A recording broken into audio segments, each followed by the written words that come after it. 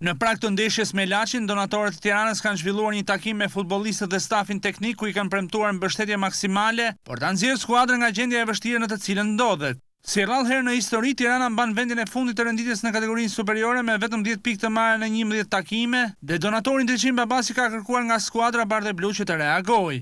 Ne patëm një mbledhje me ekipin, dham detyrimet tona, i dham dhe një premie për ndeshjen me Laçin, goxha të majme për ekipin tonë, dhe shpresojmë që ky vlerësim maksimal që ne bëjmë në ekipit, të marrim dhe vlerësim maksimal nga ekipi Kashinesh, klubit dhe tifozërisë Tiranës. Ndërsa administratori i Sport Klub Tiranës Krenar Ali Mehmeti është i bindur se 24 herë kampione e Shqipërisë do të dalë nga kjo gjendje.